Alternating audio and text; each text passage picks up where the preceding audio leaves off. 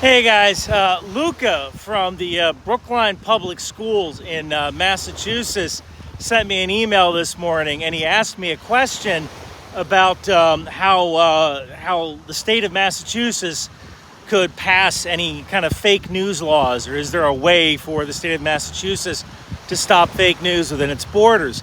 And I'm at Virginia Beach right now. I'm kind of channeling my inner Peter Zion here. I'm on my cool down walk after a run, and I wanted to talk to you guys about this idea.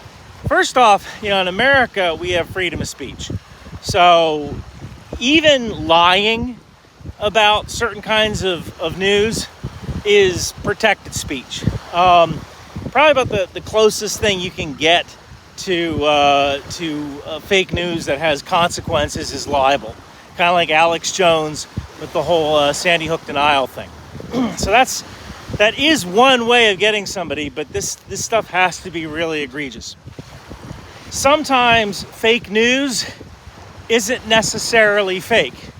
And I'll give you an example. For hundreds of years, we looked to Isaac Newton to kind of explain the mechanics of the universe. And it wasn't until Einstein came along that we started re-evaluating how the universe actually worked. Now, that didn't necessarily make Newton's calculations wrong. It just meant that Newton's stuff only worked at low speeds. When you get up close to the speed of light, you kind of have to start using Einstein's relativity theories. And, that is the established fact, right? That is the established science.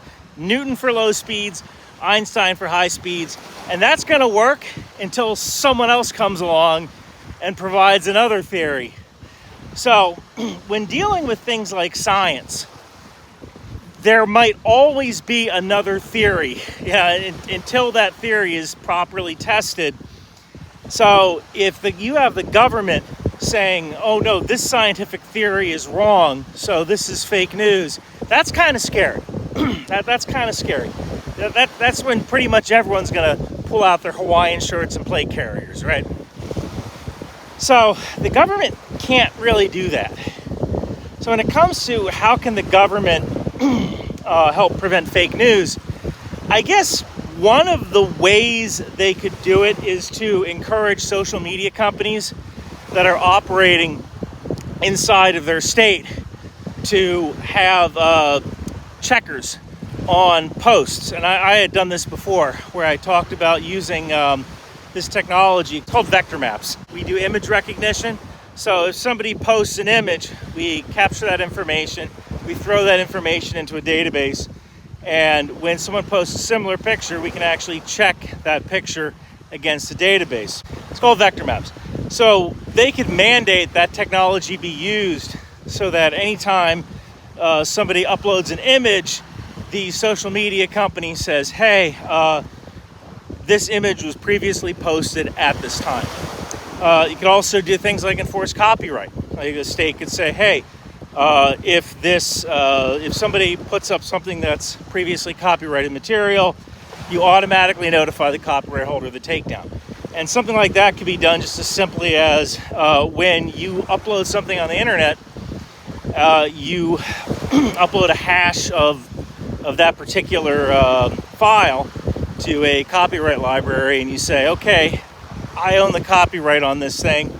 And now the imperative is on the social media network to check that database of copyright when somebody uploads content. So that might be another way of doing it. And the third thing, I had mentioned this before, truth scores. If you have Twitter's community notes program, and Facebook has something similar, where people will fact check someone's claim. So just by posting right next to the actual profile how many times that person has been connected, that could be a way for people to evaluate whether or not a source is reliable. So those are kind of three things that social media companies could do.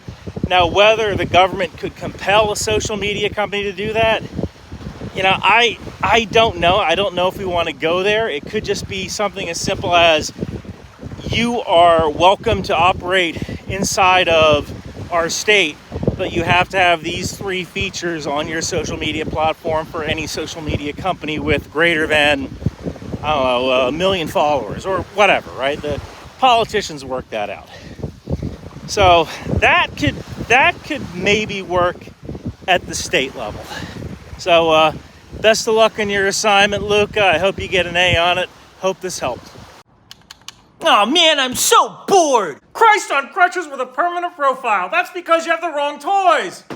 You need a Ryan McBeth in action figure from the Knife Hand Company.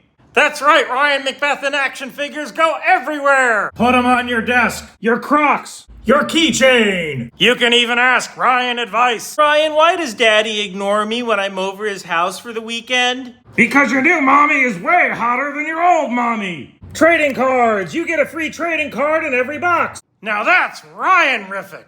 So come on down to the Knife Hand Company and get your in-action figure today. Alcoholism, cigarettes, and non-service connected hearing loss sold separately.